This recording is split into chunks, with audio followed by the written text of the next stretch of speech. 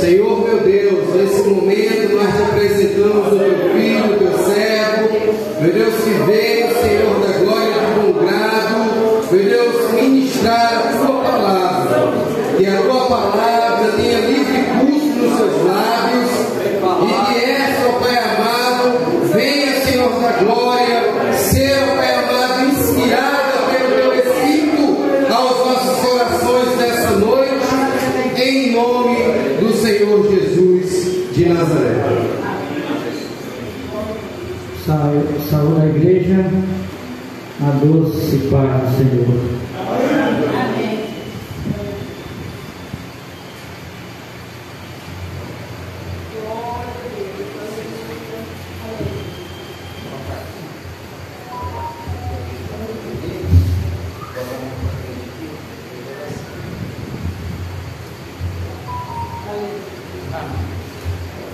Glória a Deus. Meus irmãos, meu nome é Márcio Alencar.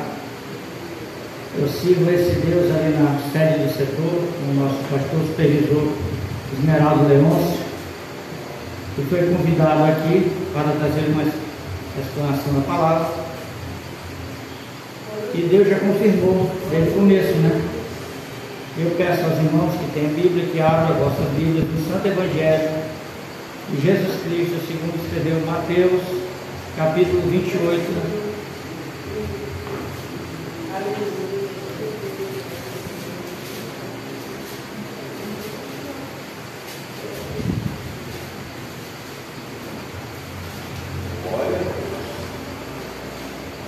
Glória a Jesus, aleluia. Aleluia. Todos acharam? Amém. Eu vou ler sozinho, para ser mais breve. E no fim do sábado, está sendo audível, todo mundo ouvindo, eu estou com o microfone longe. E no fim do sábado, quando já descontava o primeiro dia da semana, Maria Madalena e a outra Maria foram ver o sepulcro. E eis que houvera um grande terremoto, porque um anjo do Senhor, descendo do céu, chegou removendo a pedra da porta e sentou-se sobre ela. E o seu aspecto era como um relâmpago, as suas vestes brancas como neve. E os guardas, com medo dele, ficaram muito assombrados e como mortos.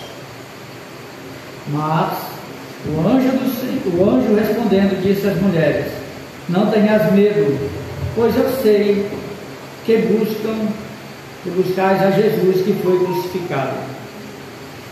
Ele não está aqui, porque já ressuscitou, como havia dito. Vinde, veja o lugar onde o Senhor jazia. E depois, imediatamente, e dizei aos seus discípulos que já ressuscitou dentre os mortos. E eis que ele vai adiante de vós para a Galiléia, ali o vereis.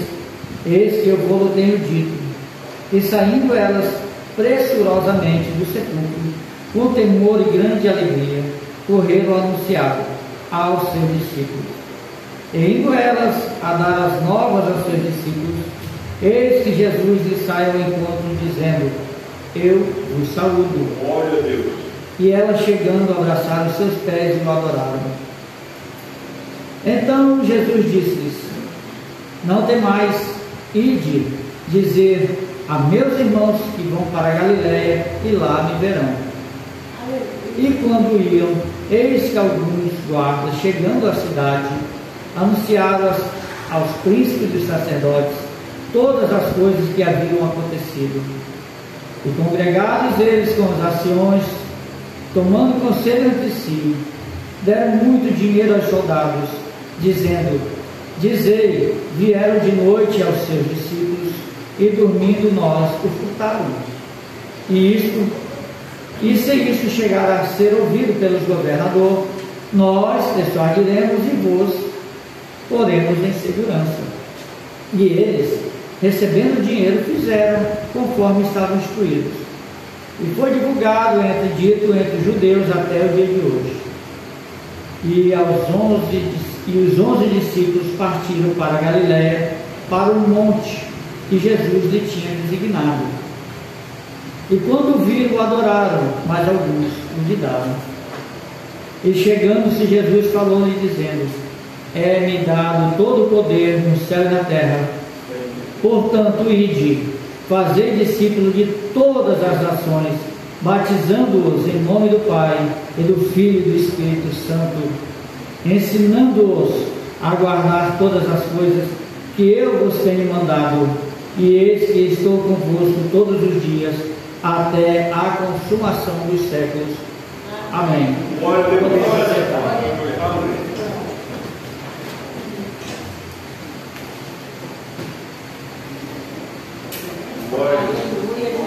Queridos, nós estamos na era tecnológica e a minha tecnologia ainda é assim. Não leve a mal, mas isso aqui é motivo de zelo para com os irmãos. Significa que eu estudei, que eu me preparei, eu pedi ao meu Espírito Santo de conduzir essas palavras. Aleluia, Jesus. Para a edificação da igreja. Muito obrigado, irmão. Mateus capítulo 28 tem como tema ação de Deus. Hoje, quando eu vinha com minha esposa ali, sentada Flávia, ali na Sucupira, fica difícil a gente passar por lá, porque de um lado e do outro tem bares e eles estavam festejando os jogos que aconteceram hoje. Jogo de futebol. E eles sabem quais eram os nomes das pessoas que estavam jogando, os jogadores. Eles sabem qual é o salário de cada um, até mesmo como foi gasto o dinheiro nas coitadas, nas palavras, nas festas, o nome das namoradas dos jogadores. Mas nós que somos cristãos, espíritos, devemos atender coisas do Espírito, coisas de Deus, e não nos interessar pelas coisas do mundo. As últimas palavras de Jesus para seus discípulos no capítulo 28, as últimas instruções, é de Deus, eu tenho para gente. Uma despedida, uma instrução, né? Ele está deixando aquilo que ia marcar os próximos passos deles, sem Jesus. Então dá para entender que é algo muito importante, né? Que ele está dando direcionamento. E no versículo 19 ele fala: ide por todo mundo e pregar o evangelho a toda criatura. E nessa continuação ele fala: ensinando-os a guardar todas as coisas que eu tenho ordenado. Ensinando-os. Então a primeira coisa que é muito importante aqui é: o evangelho tem que ser pregado em todos os lugares. Aleluia, Jesus. Mas mais do que dizer que Jesus Cristo é o caminho, a verdade e a vida, nós temos que ensinar a cada um a guardar aquilo que Jesus falou. As coisas que vos tenho ordenado são a palavra de Deus. Então vamos lá. Salmos número 18, no verso 30, diz: o caminho do Senhor é perfeito, a palavra do Senhor é provada, e um escudo para todos que neles confiam. Ainda em Salmos, capítulo 33, verso 4, está escrito: porque a palavra do Senhor foram feitas os céus, e todo o exército deles pelo Espírito da sua boca. Salmo 119, verso 11 diz: escondi a tua palavra no meu coração para não pecar contra ti. Salmo 119, verso 25 diz: a minha alma está pegada a pó, vivifica-me, Senhor, segundo a tua palavra. Salmo 119, verso 28: a minha alma consome-se de tristeza, fortalece-me segundo a tua palavra. Salmo 119, verso 38, confirma a tua palavra ao teu servo, que é dedicada ao teu temor. Salmo 119, verso 42 diz: assim tereis o que responder ao que me afronta, pois confio na tua palavra.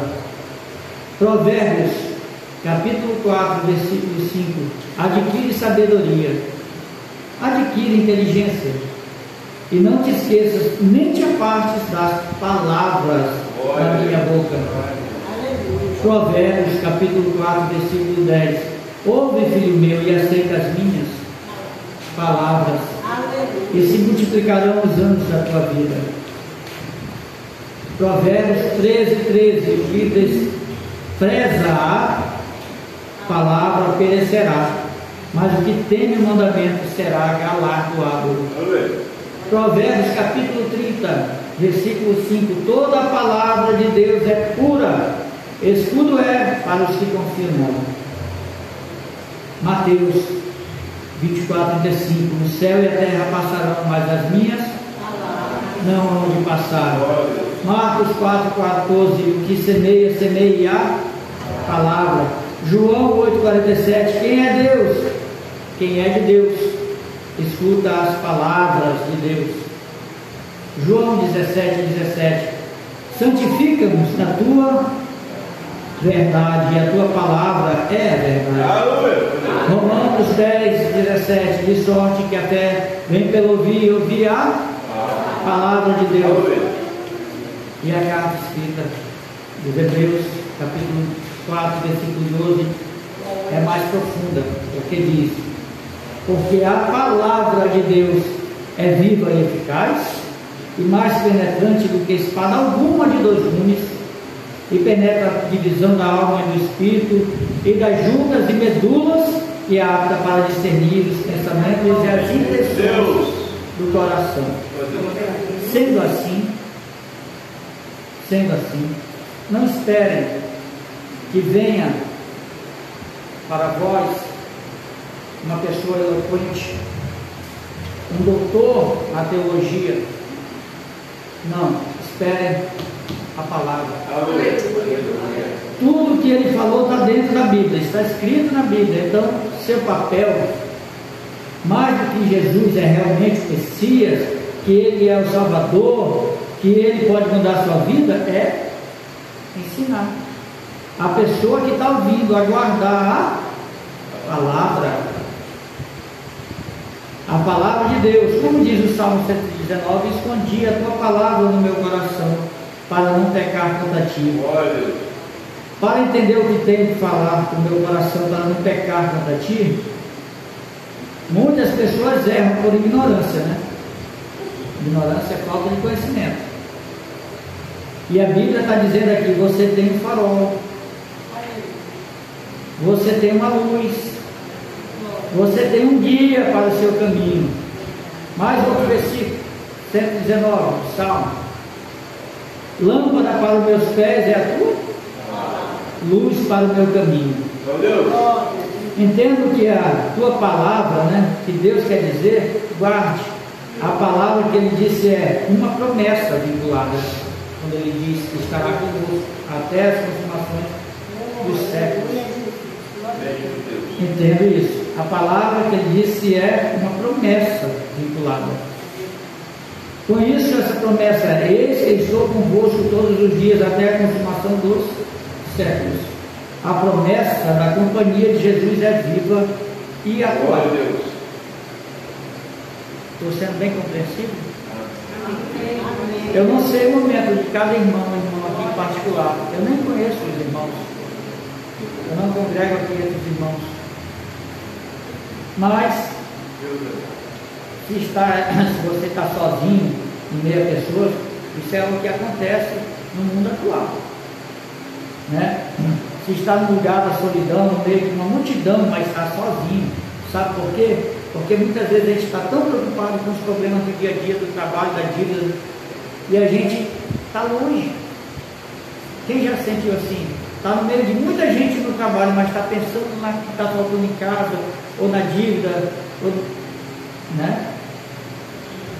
Se está no lugar de solidão, no meio de uma multidão, porque nós conseguimos hoje, no mundo moderno, ficar sozinho, ouvindo um monte de gente, mas ainda assim ficar sozinho, andando no meio da rua, né? Eu abro a igreja lá 4h30 todo dia, que a gente tem uma campanha de oração, das 5 às 6, nós temos que chegar mais cedo.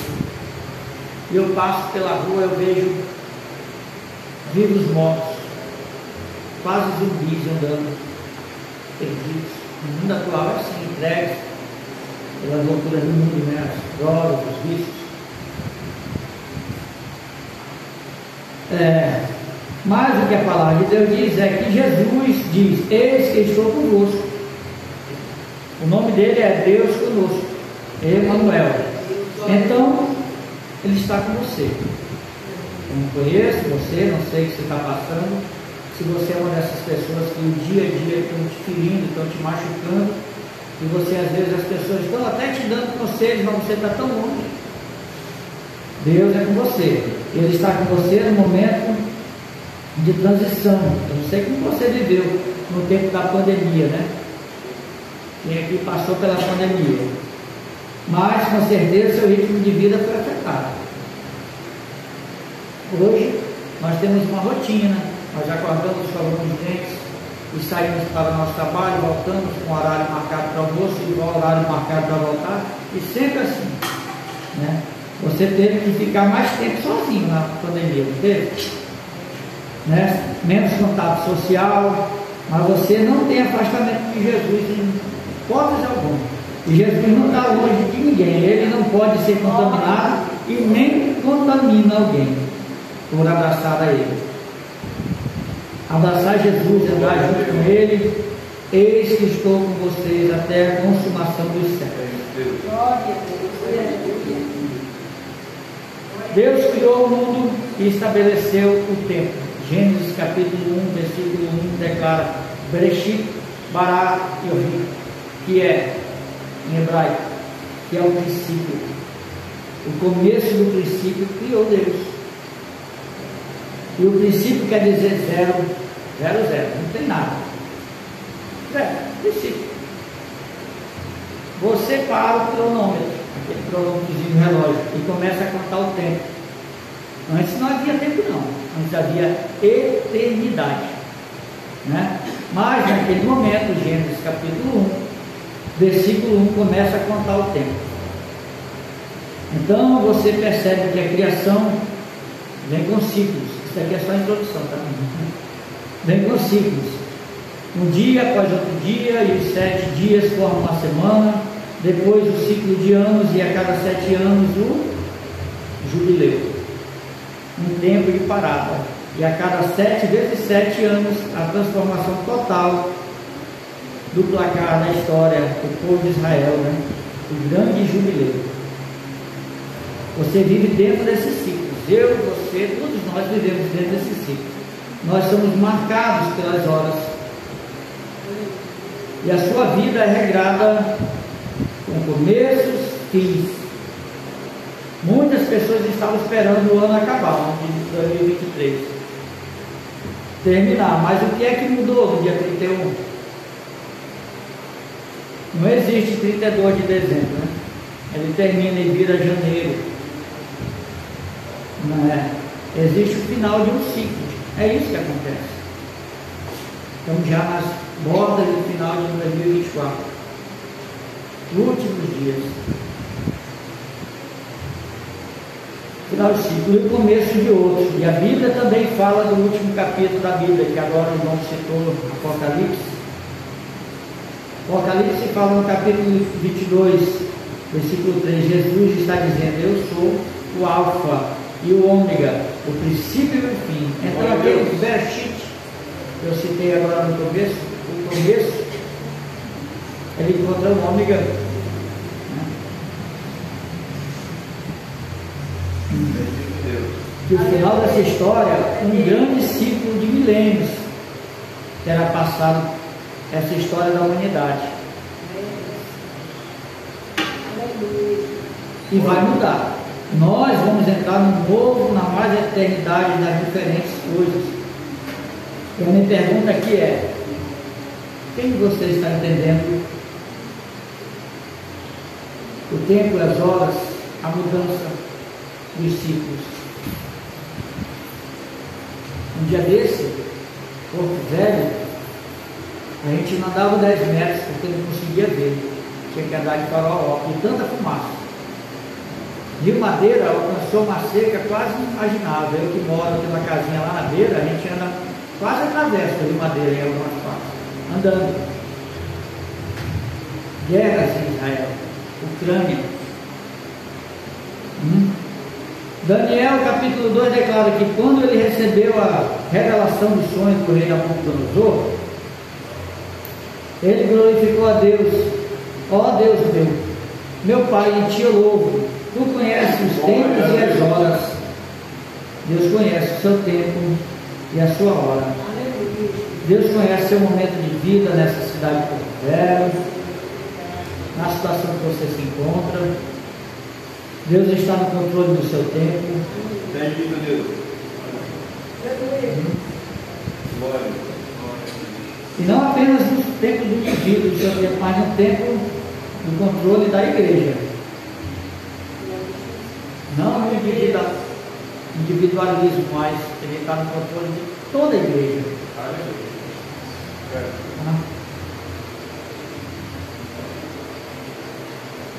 A gente vê quando as coisas mudam, né? Essa é uma história para quem gosta da história da igreja. Como eu citei agora no começo, que muitos que estão no mundo se interessam por coisas do mundo. Nós, que somos espíritos, devemos nos interessar nas coisas que alimentam o espírito. E eu vou contar aqui uma história da igreja para vocês. Amém? Amém. Estamos no ano de 2024, depois de Cristo. Quantos ciclos vieram aí? Eu contei esse prefácio para vocês pudessem entender que nós vivemos de ciclos. Quantos ciclos se passaram? Quem conhece um pouco dessa história vai ver que do ano 0, lá no Gênesis capítulo 1, até Jesus, e quando Jesus nasceu, o licenciamento de Cláudio Augusto. Quase todos conhecem a partir daí, né? O imperador romano. Até partindo do ano 500 existe um ciclo do Império Romano. Esse Império Romano dominou o mundo por quase 900 anos. E chegando no ano 500, ele está se desfazendo, acabando. Aquele período de imperadores de César, de Roma, e os bárbaros invadem toda a Europa e países começam a nascer. E nações que hoje são famosas, como a França, formadas pelos francos, né, que eram bárbaros, os vândalos, e a igreja estava nascendo ali, nessa guerra, quando eles tomaram Roma. Saem os romanos, aí entra a igreja católica. Olha para vocês verem como é que foi fundada toda a igreja. Um ciclo que muda a história da humanidade. Não era mais uma igreja perseguida, não era mais feita por mártires, como nas arenas dos leões, né? Como em Constantinopla. Agora temos um Papa. Agora a igreja é um Papa. Temos um líder. E a igreja católica se estabelece no mundo inteiro. Mais 500 anos se passaram. Quando chega no ano 1000, sabe o que acontece? Nós estávamos no prefácio aqui falando sobre ciclos, né? Final de outro ciclo. Existe um cisma entre a igreja católica lá do Oriente, que teve o olho puxado, e a do Ocidente. A igreja foi se estruturando a partir de bispos nas cidades. Algumas cidades eram muito importantes.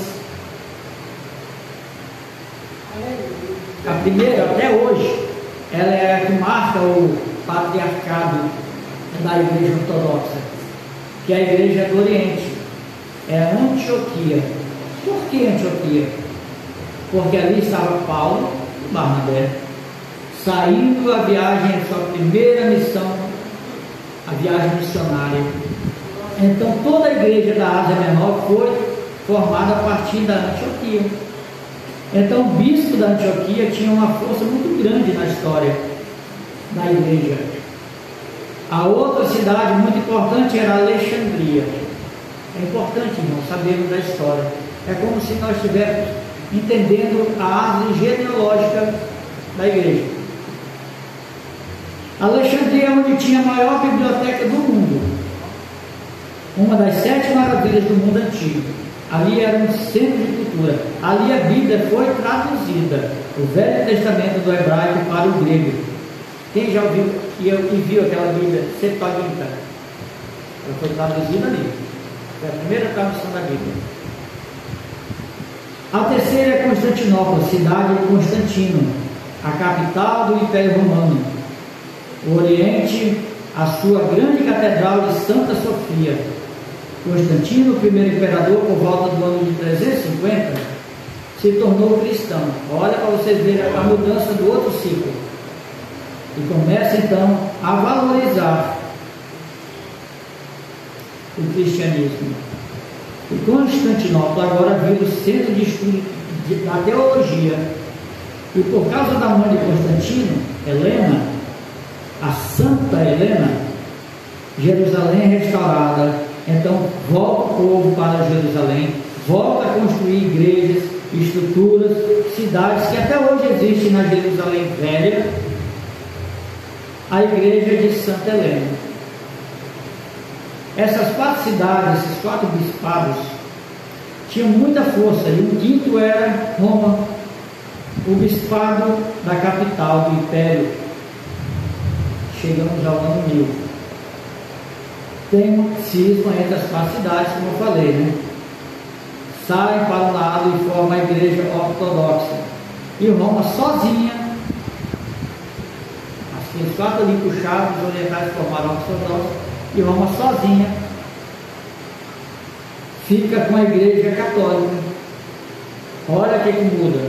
Mudam as estações, mudam as relações do império. E se desestruturando o Ocidente, é o Império Bizantino se fortalecendo e firmando no Oriente. Mais 500 anos se passam a Idade Média. Todos os reis agora da Europa são cristãos, católicos. Agora todos os reis são católicos, debaixo da influência da ordem. Sabe de quem mandava no mundo?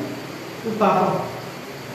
O Papa mandava nos reis, e assim Roma tem a força do centro religioso do Vaticano, a Catedral de São Pedro. A maior igreja católica do mundo está sendo construída. Quando vem Lutero, quem já ouviu falar de Martim Lutero? Bendito Deus. Vocês estão começando a entender, a se identificar, né? Aí vem Lutero e a reforma, questionando as mudanças da igreja. Glória. Aleluia, Jesus.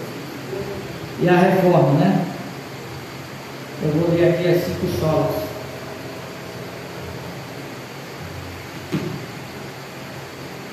Ele, que não estava segundo ele dentro da palavra de Deus. Tudo aquilo que estava acontecendo, o mundo estava sendo regido pelos papas, porque eles davam ordem nos reis. E aí veio Lutero. E essa reforma protestante levanta novamente a Bíblia. Aquele livro que ninguém podia ler. Imagina um culto na igreja de 1516, 15 séculos de cristianismo. Um povo analfabeto ouvia uma mensagem na língua que eles não conheciam, porque a missa era pregada em latim. Vocês estão conseguindo entender? Se fosse dia de hoje, de um padre que estava orando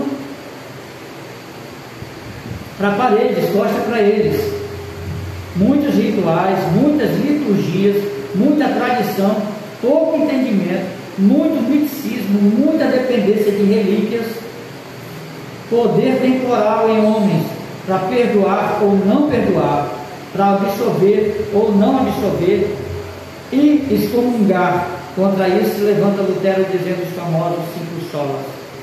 Primeira sola, sola escritura, A Bíblia é a única fonte de autoridade religiosa. Sola gratia. A salvação é alcançada somente pela graça de Deus. Sola fide. A fé em Jesus Cristo é o único meio de obter a salvação. Solos Christus. Jesus Cristo é o único mediador entre Deus e os homens. Solo Dio de glória. Todas as coisas devem ser feitas para a glória de Deus. Aleluia. Ele escreveu essas 5 solas, 5 teses e pregou na catedral, na porta da catedral. Sola Escritura, só a palavra. Torna a repetir.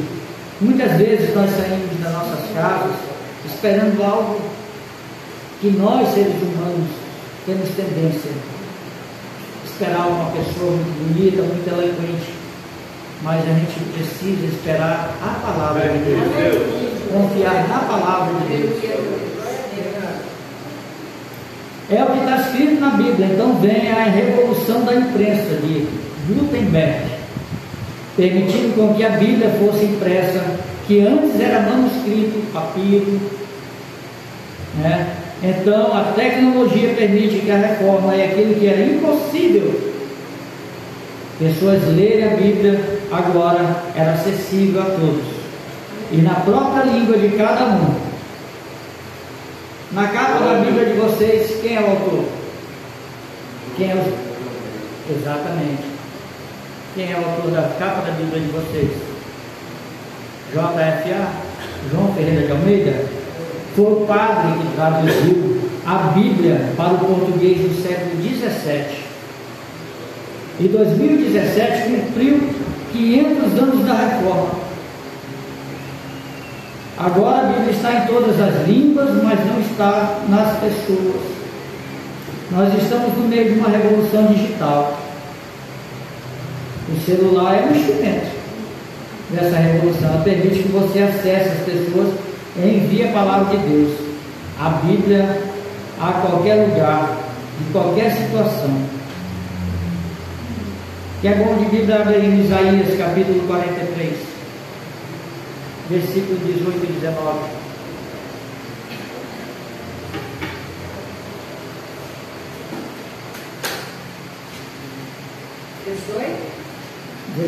Isaías 43, versículos 18 e 19. Não vos lembreis das coisas passadas, nem considereis as antigas. Eis que faço uma coisa nova. Logo a conhecereis. Porventura não a percebeis? Eis que porei um caminho no deserto e rios no ermo. Eis que faço novo todas as coisas. A tecnologia permite a reforma, como permitiu a Gutenberg. Antes, o povo de Deus era feito em papiros, vegetais, couros. Leve a Bíblia, ler a Bíblia, as pessoas precisam, né? Agora está acessível a todos, milhares de cópias, a palavra de Deus são feitas, e na própria língua de cada um. Então Lutero traduziu o Novo Testamento para o alemão, Irineu traduziu para o inglês, e começa assim uma onda de traduções da Bíblia para as suas próprias línguas e de cada povo. João Ferreira de Almeida, o padre que traduziu para nós apenas no ano 1600, mais de 100 anos depois da reforma, uma revolução que vem chegando, uma revolução que vai transformando a possibilidade de entender o ciclo. Então nós estamos entendendo o ciclo. E agora eu quero completar essa minha palavra aqui com uma pergunta. 500 anos, estamos aqui no ano 2000, né? 500 anos de reforma cumprido, já cumpridos. Vem uma nova transformação que vai acontecer de diferente na igreja. Por que vai acontecer diferente na igreja? Como aconteceu no ano 500, no ano 1000 e no ano 1500, o que está acontecendo agora nessa transição? E como a tecnologia muda isso? Ou nós enxergamos que a Bíblia é uma revolução na história do homem, porque agora as pessoas sabem ler, né? Voltando para o texto base, no capítulo 28, no versículo 19, está escrito: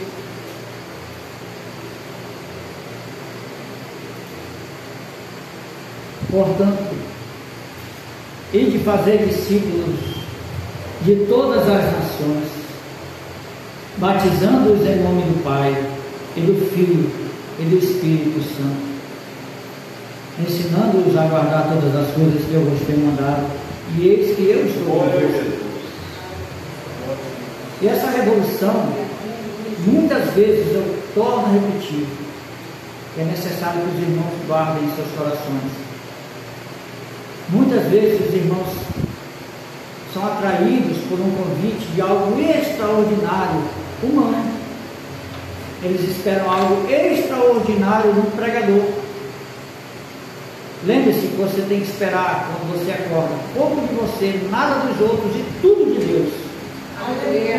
E a transformação e os ciclos que aconteceram no ano de 500, que os romanos perderam para os franceses, que depois os papas governaram os reis e o mundo, que depois vieram Martinho Lutero, Gutenberg, a Revolução. Esse ciclo, você é responsável por ele dentro da sua casa. Quando Jesus fala, ide fazer discípulos, faça no seu lar, faça no seu trabalho, faça no meio da sua parentela, dos seus amigos. Aleluia. Faça. A nossa igreja, a Assembleia de Deus, ela começou e deu origem a dois missionários que os irmãos sabem, conhecem bem, Daniel Berg e David Kudelberg. Dois missionários suíços. E nós, com pensamentos humanos, achamos que missões é quando a gente sai do conforto de nosso lar. Missões é quando a gente vai para outro país, aí é ser missionário. Mas missão de verdade era Noé, que ele pregou para a sua família, e ele salvou a todos os seus 3 filhos, a sua esposa e as suas 3 noras. Desejem ser assim como Noé. Você já pregou para o seu filho, para a sua filha, para o seu esposo, para a sua esposa, para a sua nora, para o seu vizinho? Aleluia. Esse ciclo, meus irmãos, ele começa conosco. É um pequeno passo. E aí começa a transformação. O ide do Senhor começa aqui, nos nossos lares, quando acordamos e abençoamos nossos filhos. Mais do que falar que Jesus Cristo é o único e suficiente Salvador, é com nossa postura, nosso caminhar, nosso andar, é dando prova do que somos, que nós vamos mostrar para Jesus como é que somos. Nós somos a luz do mundo, o sal da terra. Eles vão ver a transformação a partir de nós. Aleluia. Paulo fala, se precisar, fale alguma coisa, porque o que interessava era a atitude nova da pessoa, a atitude de cristão, é seguir a Cristo, é viver Cristo. Então a palavra do Senhor é ide, pregar o Evangelho a toda criatura da tua casa, a toda criatura do teu lado, do teu trabalho, da tua comunidade, que eu estarei convosco até a consumação dos séculos. Amém.